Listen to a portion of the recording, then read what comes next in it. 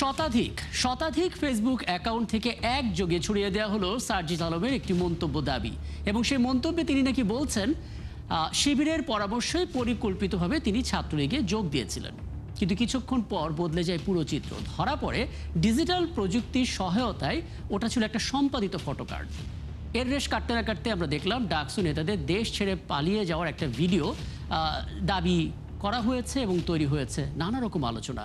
পরে fact check হলো এবং জানা গেল ওটা ছিল পুরনো ঘটনার ভিন্ন একটি ভিডিও। শুধু তাই নয়, ভিন্ন প্রেক্ষাপটের একাধিক ভিডিওকে সাম্প্রদায়িক রং দিয়ে ছড়িয়েও তৈরি করা হয়েছে বিভ্রান্তি। চলুন দর্শক, কয়েকটা ফ্যাক্ট চেক আমরা শুরুতে দেখে নিই, তারপর আলাপে যাব।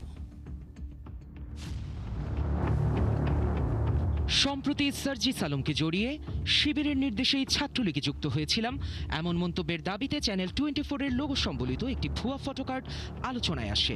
কিন্তু রিউমার স্ক্যানার টিমের অনুসন্ধানে চ্যানেল 24-এর ফেসবুক পেজ, ওয়েবসাইট ও ইউটিউব চ্যানেলে এমন কোনো ফটোকার্ড বা সংবাদ পাওয়া যায়নি। সার্জিসের নিজের ফেসবুকেও এমন মন্তব্যের কোনো তথ্য প্রমাণ নেই। মূলত ডিজিটাল প্রযুক্তির সহায়তায় এই বানোয়াট ফটোকার্ডটি তৈরি করা হয়েছে।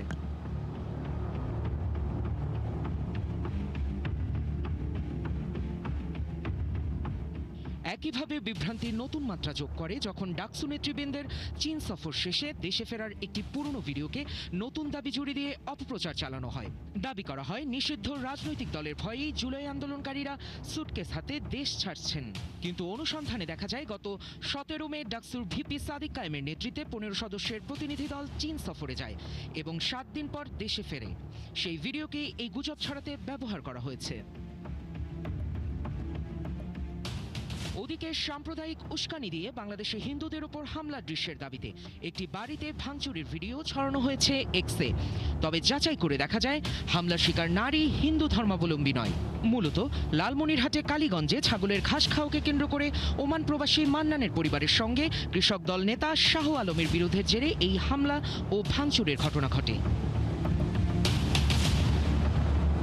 গুজব এখানেই শেষ নয়, আরও আছে। ভারতে একের পর এক কবরস্থানে আগুন দেওয়ার দাবিতে ছড়ানো ভিডিওটিও সম্পূর্ণ বানোয়ার দাবিতে প্রচার করা হয়েছে। ভিডিওটি প্রচারের পরপরই 70,000-এর বেশি বার দেখা হয় এবং 10,000 মানুষ প্রতিক্রিয়াও জানায়। কিন্তু ডিসমিস ল্যাব যাচাই করে জানায় ভিডিওটির একটি দৃশ্য সিরিয়ার আলেপ্পোর আল সালিহিন কবরস্থানে আগুন লাগার এবং অন্যটি মুম্বাইয়ের বান্দ্রার গরিবনগর বস্তি উচ্ছেদের। দর্শক, আজকের অপতথ্যগুলো যাচাই করতে গিয়ে দেখা গেল রাজনৈতিক ও সাম্প্রদায়িক অস্থিরতা তৈরি করতে একের পর এক ছড়ানো হচ্ছে গুজব। যথারীতি ভিউ বাড়ানোর অপচেষ্টায় ছড়ানো হচ্ছে অধিকাংশ গুজব। তাই সামাজিক যোগাযোগ মাধ্যমে কোনো ভিডিও বা তথ্য দেখে বিশ্বাস না করে এর উৎস ও প্রেক্ষাপট যাচাই করে তবেই বিশ্বাস ও প্রচারের পরামর্শ বিশ্লেষকদের। সায়ক দাস, 71। দর্শক, শুরু থেকে আমাদের সঙ্গে যুক্ত আছেন রিউমার স্ক্যানারের senior fact checker Tanvir Mahtab Abir এবং এ পর্যায়ে যুক্ত করে নিচ্ছি সিনিয়র সাংবাদিক এবং সলিসিটার শামসুল আলম লিটন। দুজনকে স্বাগত জানাচ্ছি এবং শামসুল লিটন, আপনার কাছে আসবো। তবে তার আগে আমি একটু অপতথ্যের যে প্যাটার্ন, যে পরিস্থিতি, একটা পুরো ধারণা আপনাকে দিতে চাই যাতে করে আলাপ করতে সুবিধা হয়। তানভীর মাহতাব আবির, একটু বলবেন, আমরা আসলে দেখতে পাচ্ছি যখনই যে কোনো মৃত্যু তো আসলে কাম্য না, কিন্তু যখন কোনো মৃত্যু ঘটে এবং সেটা যদি সনাতন ধর্মের কোনো মানুষের মৃত্যু ঘটে, তখন কিভাবে যেন ব্যাপারটা সাম্প্রদায়িক একটা রং ছড়িয়ে দেওয়ার চেষ্টা হয় পুরো ব্যাপারটা নিষ্পত্তি হওয়ার আগে। তেমনটা আমরা দেখছিলাম। ফ্যাক্ট চেক করতে গিয়ে এগুলো আপনার চোখে পড়েছে কিনা, একটা ক্লিয়ার ভিশন জানতে চাই, কি ধরনের অপতথ্যগুলো আপনাদের লেন্সে ধরা পড়ছে।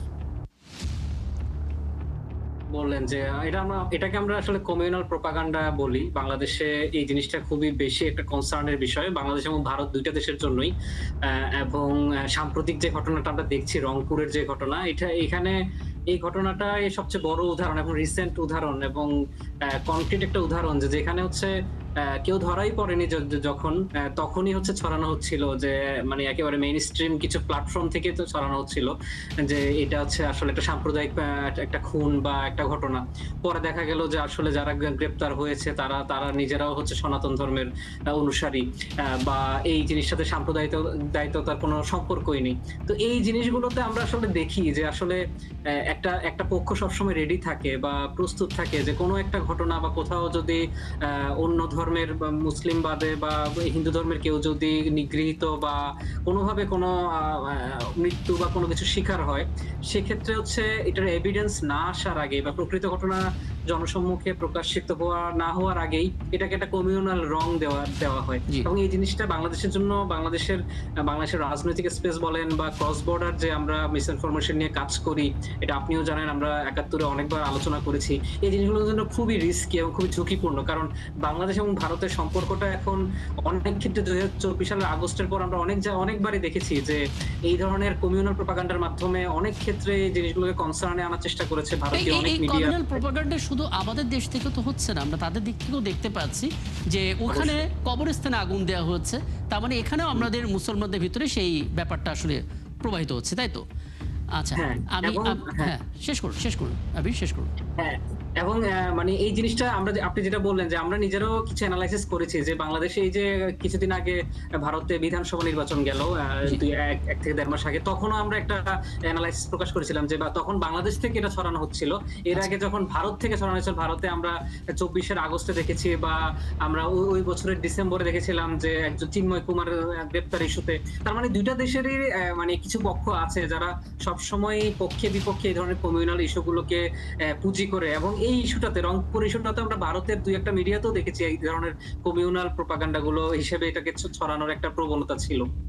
খুব চমৎকার একটা ধারণা আপনি আমাদেরকে দিয়ে দিলেন। 30 সেকেন্ডসের মধ্যে আরেকটা ছোট্ট সম্পূরক উত্তর যদি এটি দিতেন, এই প্রপাগান্ডা ছড়ানোর নেপথ্যে কি শুধুমাত্র দুই দেশের মধ্যে রাজনৈতিক অস্থিরতা তৈরি করার একটা পরিকল্পনা থাকে, নাকি একটা বেশিরভাগই মেজাজটা হচ্ছে ভিউ বাণিজ্য, অর্থাৎ এগুলো নিয়ে ছড়ালে ভাইরাল হয় দ্রুত, টাকা আসে বেশি দ্রুত, মানে কি বলবেন? স্পেসিফিক এই ইস্যুর কথা যদি বলেন, কমিউনাল ইস্যুর কথা যদি বলেন, এখানে আসলে ভিউ বাণিজ্যটা থেকে আমরা মনে করি যে এখানে ক্রস বর্ডার ইস্যুটা সবচেয়ে বেশি কনসার্ন। এবং আমরা যখন দেখি যে এখানে আসলে ভিউ কামায় না, আমরা যখন দেখি যে একটা ইস্যু ছড়িয়ে দেয় যে কোনো একটা প্রপাগান্ডা অস্থিরতা তৈরি করার জন্য, হ্যাঁ, এখানে ভিউ বাণিজ্যটা আমরা মনে করি না যে এটা একটা মূল কনসার্নটা আসলে এখানে ক্রস বর্ডারের একটা অস্থিরতা ক্রিয়েট করে দেওয়া। অনেক ধন্যবাদ তারবির, অনেকগুলো বিষয় আসলে স্পষ্ট করলেন এবং আমার ধারণা শামসুল আলম লিটন আগে থেকে এই বিষয়গুলো টাচ করতে পারছিলেন এবং আরও একবার আপনার সামনে সেই জিনিসটা তো এলো। একটু বলবেন আসলে শামসুল লিটন, অনেক ডিপলি আলোচনা হয়েছে এই ইস্যু নিয়ে আপনার সঙ্গে, কিন্তু আমরা আলোচনা পর্যন্তই দেখি, আমাদের এই বাস্তব জগতে সমাধানটা খুঁজে পায় না। বিশেষ করে আমাদের দেশে আমরা যখনই দেখতে পাচ্ছি কোনো সাম্প্রদায়িক ইস্যুটা তৈরি করার চেষ্টা হচ্ছে, ঘটনার গভীরে গিয়ে দেখা গেল সেটা ছিল একটা গুজব। উদ্দেশ্যটা কি, মানে এই উদ্দেশ্য তারা কতটা সফল হচ্ছে, আর আমরা কেন আগে থেকে ব্যবস্থা নিতে পারছি না? দুর্বলতা, ঝুঁকি, দুটো একসাথে বলবেন। ধন্যবাদ রাকিব এবং তানভীর মাহতাব। আবির যথার্থই বলছিলেন, তারা রিউমার স্ক্যানার নিয়ে যে কাজটি করেন অত্যন্ত পেশাদার মনোভাব থেকে করেন এবং তার বিশ্লেষণটিও পেশাদার হয়েছে। আমি জার্নালিস্টিক ভিউ থেকে একটি কথা বলি, সেটা হচ্ছে যে তানভীরের সব কথার সঙ্গে আমি একমত, শুধু একটি শব্দ, সেটা হচ্ছে মেইন স্ট্রিম। মেইন স্ট্রিম আসলে কোনটি? এই যে আমরা স্যাটেলাইট টেলিভিশনের মাধ্যমে কথা বলছি, সারা ওয়ার্ল্ড ওয়াইড কানেক্ট হচ্ছে, সেটা মেইন স্ট্রিম, নাকি পাড়ায় মহল্লায় প্রতিটা ঘরে ঘরে বেডরুমে ড্রয়িং রুমে সব জায়গায় যে ছড়িয়ে গেছে সোশ্যাল মিডিয়া, কোনটি মেইন স্ট্রিম?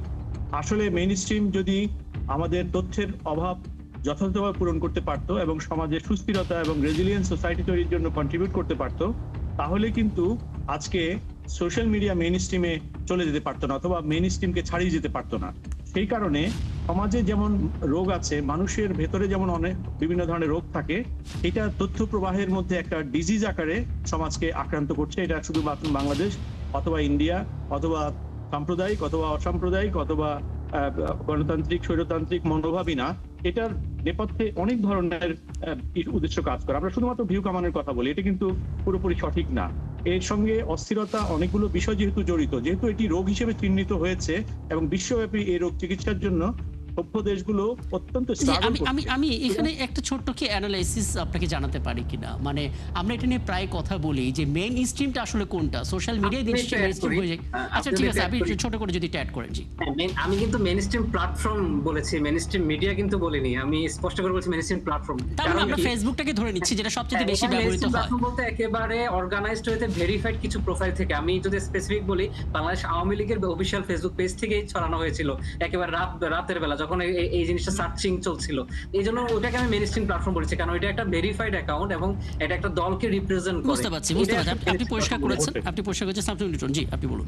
জি, সচেতনতাটা ভেরি ইম্পর্টেন্ট। আসলে হচ্ছে কি, রোগের চিকিৎসা চেয়ে রোগ প্রতিরোধটি যেমন খুব গুরুত্বপূর্ণ, এই অনুষ্ঠানটি যারা দেখছেন তারা সকলেই জানেন। আমরা কিন্তু রোগ চিকিৎসার চেয়ে আমরা প্রাত্যহিক জীবনে কিন্তু রোগ যাতে না হয় আমরা যাতে ভালো খাবারটা খাই, আমরা যাতে ভালো ফ্রেশ ওয়েদারটা নেই, ফ্রেশ বাতাসটা নেই, জি। ঘরে যাতে প্রবাহ থাকে, সঠিক প্রবাহ আবহাওয়া বা বাতাসের প্রবাহ থাকে, এগুলো যাতে নিশ্চিত করতে চাই। তথ্যের ক্ষেত্রেও আমাদের তেমন হতে হবে এবং কোনো ক্ষেত্রে আমাদের অস্থির হওয়া যাবে না। কোনো হত্যাকাণ্ড অথবা সামাজিক অস্থিরতা, তার জন্য পুলিশের সুস্পষ্ট বক্তব্যের জন্য অপেক্ষা করতে হবে। কারণ আমাদের অস্থিরতার কারণে আমরা এই যে ঘটনা ঘটার সঙ্গে সঙ্গে কারা দায়ী, কতজন দায়ী ইত্যাদি করতে করতে দেখা যায় যে, দেখুন নুসরাত হত্যাকাণ্ডে 18 জন, 14-15 জনকে ফাঁসি দেওয়া হয়েছিল।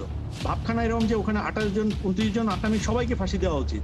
সবার ফাঁসি চাই, মিছিল করি আমরা সমাজে, নিজেরাই আমরা কতগুলো রোগ তৈরি করি। এই জন্য সঠিক প্রবাহ, বাতাসের প্রবাহ, তথ্য প্রবাহ, সুস্থ তথ্য প্রবাহের জন্য অপেক্ষা না করে আমরা নিজেরাই যাতে কন্টামিনেট না করি তথ্য প্রবাহের ব্যাপারটাকে, এইটা ভেরি ভেরি ইম্পর্টেন্ট। আমার মনে হয় সেটার দিকে সরকার এবং জনগণ এবং আমাদের দর্শক যারা আমরা সাংবাদিকেরা সকলেরই একটু দৃষ্টি দেওয়া দরকার। অস্থিরতা থেকে একটু বেরিয়ে আসা দরকার। সাধারণ মানুষ বিভ্রান্ত হয়, তাদেরকে সচেতনতার জায়গা সৃষ্টি করতে হয় রাষ্ট্র, এবং সচেতন মানুষ সেই কাজগুলো করবে, এটা স্বাভাবিক। কিন্তু যখন গুরুত্বপূর্ণ ব্যক্তিরা, সেলিব্রিটিরা ভুল তথ্য শেয়ার করে এবং কয়েক ঘন্টা পরে গিয়ে সরি বলে এবং সেটা যখন প্রচুর মানুষের চোখে পড়ে যায়, তখন তো নতুন করে অপতথ্য মাথা ব্যথা সৃষ্টি করে। কি বলবেন? এটা হচ্ছে যে এটা একটা মানে যখন কেউ ভুল করে এবং ভুল করার জন্য দুঃখ প্রকাশ করে, এটা হচ্ছে একটা সভ্য একটা প্র্যাকটিস, এটা গ্রহণযোগ্য এবং এটি এখানে ফেলাসি আছে, ছড়িয়ে পড়ার ফলে ঝুঁকি আছে এবং যে ক্ষতিটা হয়ে যায় সেই ক্ষতিটা কি মেরামতযোগ্য কিনা এ নিয়ে বিতর্ক আছে। জি। কিন্তু এই যে করা একটা ভুল করে ফেলা এবং ভুলটা স্বীকার করা, এটা কিন্তু আমাদের সমাজের খুব কমন চিত্র নয়। জি। রাজনৈতিক দলগুলো এটা করছে, খুব ভালো কাজ করছে এবং রাজনৈতিক দলগুলো যে অনিচ্ছাকৃত এই যে দুঃখ প্রকাশের মধ্যে দিয়ে তাদের যে মনোভাব প্রকাশিত হয়েছে সেটা এটা কিন্তু গুড গেস্টার, কিন্তু আমরা তথ্য মানে অপতথ্য যতটা ছড়াচ্ছে, সরিটা তত দ্রুত ছড়াচ্ছে না আর কি, সেটা কম মানুষই না, দেখছে। সেটা হচ্ছে না, সেখানে কিন্তু রাকিব একটা জিনিস আছে, সেটা হচ্ছে যে আমি তোর দীর্ঘ সময় সংবাদপত্রে কাজ করেছি। জি। যখন আমরা আমাদের কোনো রিপোর্টকে কেউ চ্যালেঞ্জ করে, আমরা রিপোর্টটা প্রকাশ করি প্রথম পাতায়, আর যে রিজয়েন্ডারটি, এবং সেখানে দেখা যায় যে এমন এমন তথ্য আছে যে তথ্যটি মূল রিপোর্টটিকে ওয়াশ আউট করে ফেলে। জি। সেখানে সেটিকে আমরা রিজয়েন্ডারটি প্রকাশ করি পেজ 3 অথবা পেজ 5-এ। গণমাধ্যমের আত্মসমালোচনার কিন্তু প্রয়োজন আছে। জি। গণমাধ্যম সবসময় কি সঠিক কাজ করেছি কিনা, আমরা এখনো সঠিক কাজ করছি কিনা, গণমাধ্যম নিজেকেও কিন্তু অ্যাকাউন্টেবিলিটির মধ্যে রাখতে হবে। কারণ ডেমোক্রেটিক সোসাইটিতে কেউই কোনো কিছুর ঊর্ধ্বে না, কেউই আইনের ঊর্ধ্বে না, কেউই সমালোচনার ঊর্ধ্বে না।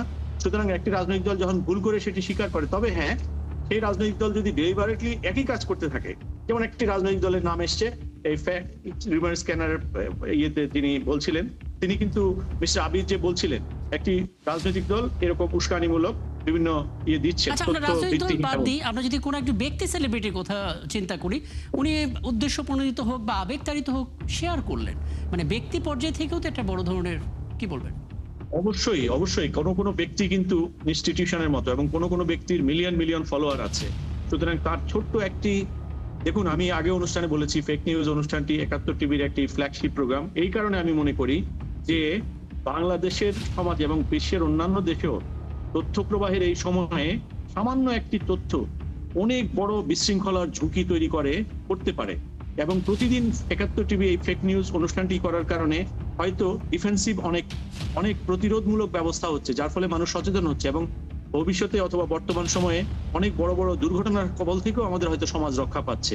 তাই রোগের জন্য অপেক্ষা না করে, দুর্ঘটনার জন্য অপেক্ষা না করে, আমাদের যেহেতু তথ্য প্রবাহের এই সময়ে বিভিন্ন ডিভাইসের সহযোগিতা নিয়ে, প্রযুক্তির সহযোগিতা নিয়ে, যেহেতু বিভিন্ন রকমের কর্নার বিভিন্ন ভাবে তৎপরতা চালাচ্ছে, সে কারণে ডিফেন্সিভ যে প্রতিরোধমূলক ব্যবস্থাগুলো অত্যন্ত জরুরি। এবং গণমাধ্যম হিসেবে 71 টিভির এই ফেক নিউজ অনুষ্ঠানটি এই কারণে বিশেষ ধন্যবাদ পেতে পারে। এটা সকল পর্যায়ে আমাদের এই সচেতনতাটি খুব দরকার, এবং যে দলগুলো অথবা যে দেশ অথবা যে ব্যক্তি এটি করছে, মানুষ সেগুলোকে রিপোর্ট করে ওয়াশ আউট করে দিতে হবে। কারণ সোশ্যাল মিডিয়াতে প্রত্যেকটি মানুষের কিন্তু অনেক ক্ষমতা আছে, সেই ক্ষমতাটি চর্চা করতে হবে। একদম। আমরা আসলে আয়োজনের মাধ্যমে বিভিন্ন সলিউশন খোঁজার চেষ্টা করি এবং একটা ধারাবাহিক প্রক্রিয়া, এবং আজকে বেশ কিছু পরামর্শ আপনার কাছ থেকে পেলাম।